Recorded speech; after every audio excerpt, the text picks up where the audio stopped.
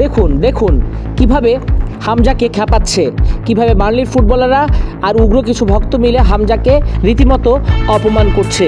হামজা চৌধুরী বাংলার গর্ব, বাংলার ফুটবল স্টার। তবে তার আগে তিনি ইংলিশ প্রিমিয়ার লিগের লেস্টার সিটির ফুটবলার, ধারে খেলছেন শেফিল্ড ইউনাইটেডের হয়ে। ইংলিশ প্রিমিয়ার লিগে সরাসরি ওঠার স্বপ্ন শেষ হয়ে গেছে হামজা চৌধুরীর দল শেফিল্ড ইউনাইটেডের। টার্ফ মোড়ে বার্নলির কাছে 2-1 গোলে হেরে চ্যাম্পিয়নশিপের শীর্ষ 2-এর বাইরে ছিটকে গেছে শেফিল্ড ইউনাইটেড। তবে ম্যাচ শেষে অনাকাঙ্ক্ষিত ঘটনার জন্ম দিয়েছেন বার্নলি সমর্থকরা।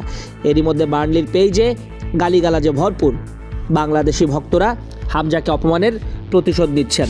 ম্যাচ শেষে বার্নলি সমর্থকরা চড়াও হন বাংলাদেশি ফুটবলার হামজার উপর। বার্নলির জয় নিশ্চিত হওয়ার পরই হাজারো সমর্থক মাঠে ঢুকে পড়েন উল্লাস করতে। এ সময় হঠাৎ কয়েকজন দর্শক মাঠে থাকা শেফিল্ড খেলোয়াড়ের দিকে এগিয়ে আসেন। সেই তালিকায় ছিলেন হামজা চৌধুরীও।